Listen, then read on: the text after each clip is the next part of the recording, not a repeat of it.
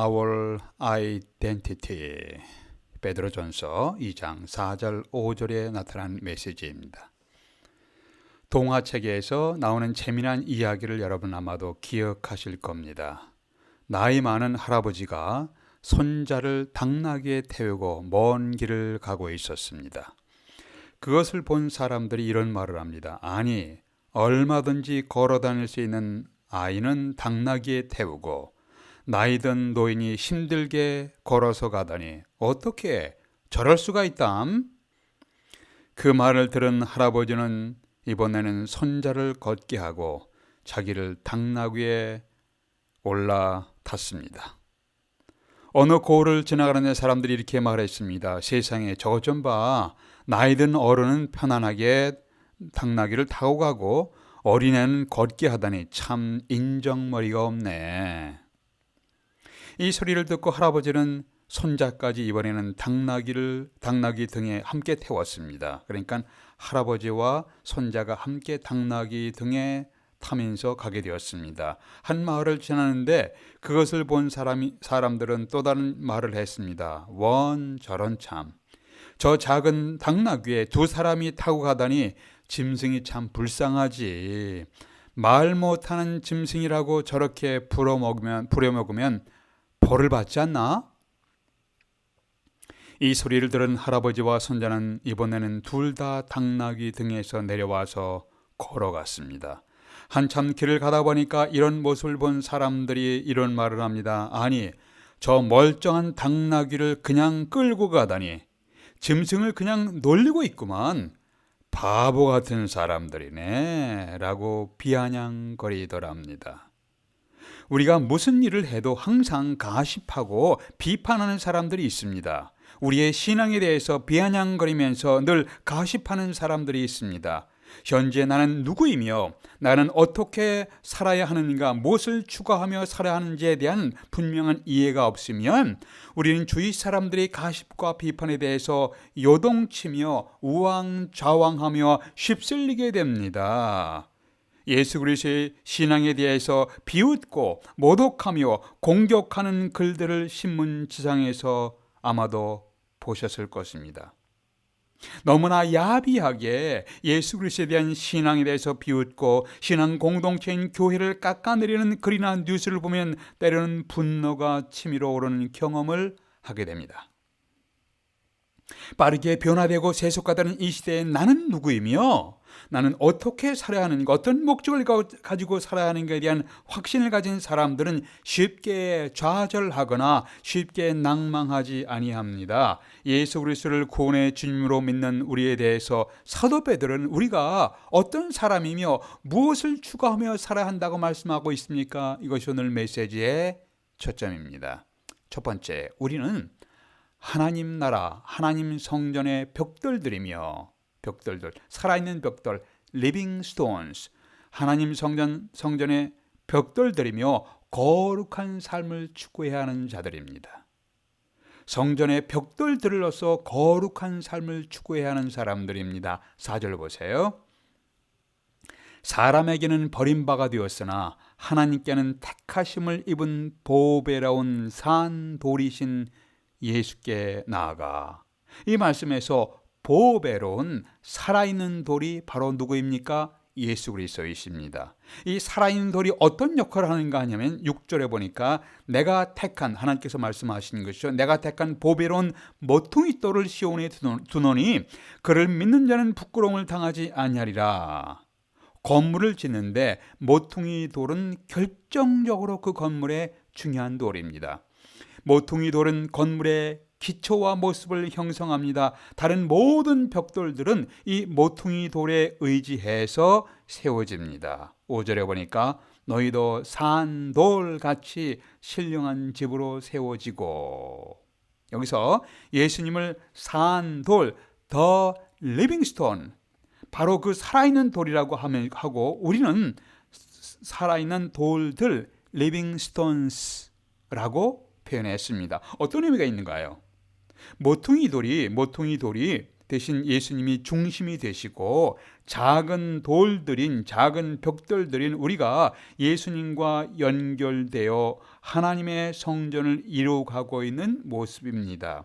이렇게 세워진 것이 하나님 나라의 공동체입니다.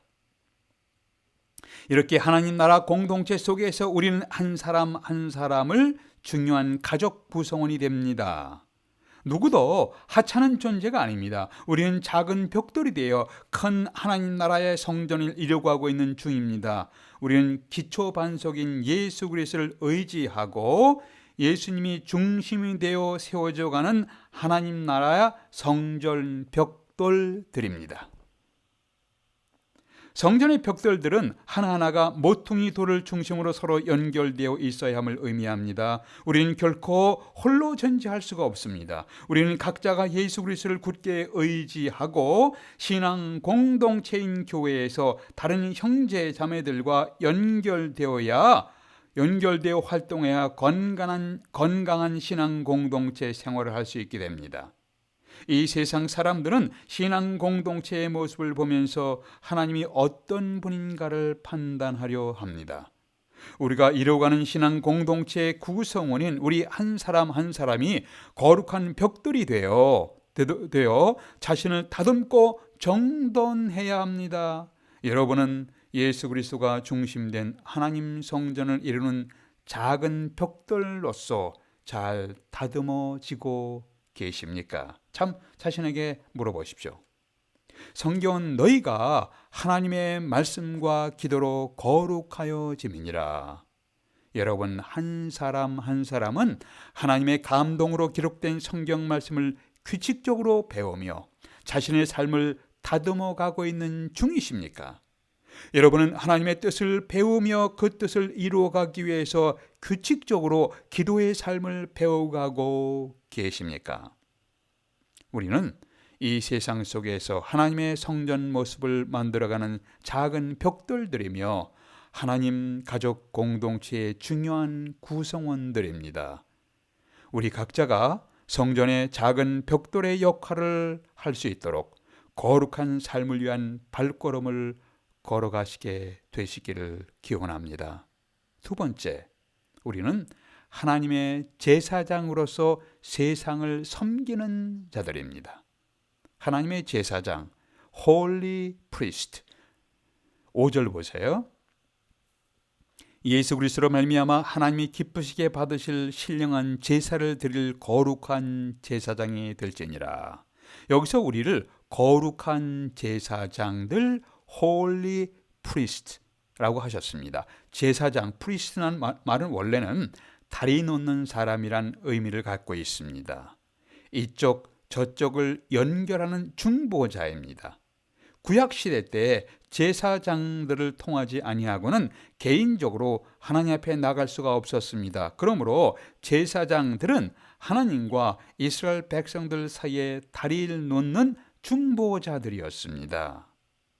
우리에게 큰 대제사장이신 분은 예수 그리스도이십니다.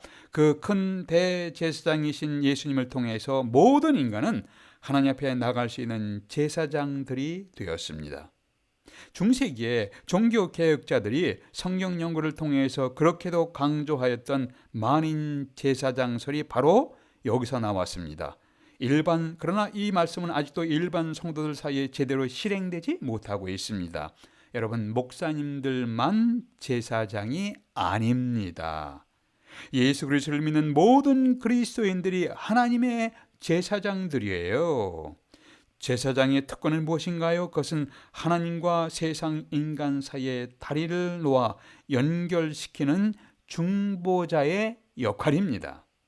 그러므로 여러분은 예수 그리스도를 알지 못하는 세상 사람들과 하나님 사이를 연결하는 중보자 역할을 하도록, 다리를 놓는 중보자 역할을 하도록 여러분과 제가 부름을 받았습니다. 예수 그리스도를 알지 못하는 사람을 하나님 앞으로 인도하여 하나님 나라 백성이 되도록 하는 역할입니다. 제사장직의 시작은 구약 성경의 아론에게서부터 시작되었습니다. 아론은 죄인인 자기 백성들을 대신해서 거룩한 하나님 앞에 서야 했습니다. 백성들의 죄를 해결하기 위해서 제사를 드리고 죄 용서받고 하나님의 뜻을 받아 백성들에게 전달합니다. 제사장은 하나님의 제사장으로서 죄로 오염된 세상 사람들을 섬기기 위해 하나님에 의해서 세워졌습니다. 죄로 오염된 세상 사람들이 죄 용서를 받고 죄로 인한 형벌에서 벗어나고 하나님의 백성이 되게 하기 위해서 제사장으로 부름받은 사람들이 누구인가요? 오늘날 여러분과 저 그리스도인들입니다. 우리는 하나님의 제사장으로서 세상 사람들을 섬기되 하나님과 세상 사람들이 연결되도록, 예수 그리스도를 통해서 연결되도록 다리 놓는 맡을 역할을 성실하게 감당하도록 부름받았습니다. 여러분은 하나님과 세상 사람들이 연결되도록 다리 놓는 역할을 충실하게 감당하고 계십니까? 어느 부흥사께서 베드로전서 2장 9절의 말씀, 오직 너희는 택하신 족속이요 왕같은 제사장들이요 거룩한 나라요 그의 소유된 백성이니, 이 말씀을 읽으신 다음에 이렇게 해석하셨다고 합니다. 대한민국은 하나님의 택하신 족속이요 대한민국 백성은 왕같은 제사장이요 대한민국 백성은 거룩한 나라요 대한민국 백성은 하나님의 소유된 백성입니다. 그러더니 교인들에게 자, 이제 다 같이 일어나서 애국가를 제창합시다 라고 하셨답니다. 그리고 동해물과 백두산이 마르고 닳도록 하나님이 보호하사 우리나라 만세. 여러분, 이렇게 하는 것은 애국심이 많아서 매우 좋아 보이지만 이것은 성경의 본문의 의미를 잘못 해석하고 왜곡되게 해석하는 것입니다. 합당한 모습이 아니에요. 너희는 택하신 족속이요 라는 성경 말씀 속에 너희가 누구입니까? 원래는 구약시대 하나님을 경외하는 이스라엘 백성들에게 하신 말씀입니다. 출애굽기 19장에 나오는 말씀이죠. 그런데 예수님이 이 땅에 오신 이후의 신약시대에 예수 그리스도를 구원의 주님으로 믿는 그리스도인들에게 적용되는 호칭이 되었습니다. 그래서 너희는 택하신 족속이요라는 성경 속에 너희는 바로 예수 그리스도를 믿는 그리스도인을 지칭하고 있습니다. 예수 그리스도를 믿는 구원받은 그리스도인들이 택하신 족속입니다. 그리스도인들이 왕같은 제사장입니다. 그리스도인들이 거룩한 나라를 구성하고 있습니다. 그리스도인들이 공동체가 되어 거룩한 나라를 구성하고 그리스도인들이 하나님께서 소유한 백성들이 되었습니다. 여기서 만인 제사장설의 근거가 바로 여기 있습니다. 모든 그리스도인들이 하나님의 제사장으로 부름받았습니다. 제사장인 우리가 해야 할 일에 대해서 베드로가 이렇게 묘사합니다. 9절에 후반부에 보니까 이는 너희를 그리스도인들을 어두운 데서 불러내어 그의 귀한 빛에 들어가게 하신 자의 아름다운 덕을 선전하게 하려 하심이라. 자신에게 물어보십시오. 나는 나를 어둠에서 빛 가운데로 옮겨주신 예수 그리스도의 아름다운 은혜, 즉 복음의 이야기를 전파하고 있습니까? 나를 죽음의 어둠에서 생명의 빛 가운데로 옮겨주신 예수 그리스도의 사랑을 얼마나 선전하고 있나요? 여러분과 저는 반기독교의 세속화 물결 속에 살아가고 있습니다. 하나님께 나아가는 길은 예수 그리스도의 유일한 길, 한 길이 아니라 여러 개의 길이 있다고 주장하는 다원주의의 흐름 속에 여러분과 제가 살고 있습니다. 절대적인 진리는 없고 각자의 의견과 생각 속에 진리가 있을 수 있다고 주장하는 상대주의 문화 속에 세뇌당하는 사회 속에 여러분과 제가 살아가고 있습니다. 우리뿐만 아니라 우리의 자녀들이 이렇게 살아가고 있습니다. 이렇게 하나님을 거역하는 문화, 하나님을 거역하는 사상 속에서 갈대와 같이 흔들리는 모습이 아니라 견고한 믿음의 반석 위에, 견고한 예수 그리스도의 반석 되시는 그리스도의 믿는 신앙 위에 흔들림 없는 모습으로 걸어가시기를 여러분 구하십시오. 우리가 성경의 진리를 배우고 성경에 나타난 복음의 진리를 전달하기 위해서 힘쓰고 애쓰며 살아가는 그리스도인이 되시기를 기도하십시다. 아멘. 기도하겠습니다. 아버지 하나님, 저희들이 하나님의 성전을 이루어가는 거룩한 벽돌이 되도록 저희들을 불러주신 것을 감사합니다. 우리 삶에서 예수 그리스도가 중심이 된 신앙 공동체를 이루는 데 있어서 거룩한 영향을 주는 구성원으로 쓰임받게 될 수 있도록 아버지 하나님 도와주시옵소서. 흔들리는 갈대와 같이 흔들리는 세상 속에서 예수 그리스도에 대한 굳건한 믿음을 가지고 흔들림이 없는 걸음으로 걸어가는 저희들이 되게 해 주시옵소서. 우리 주 예수 그리스도의 이름으로 기도하옵나이다. 아멘.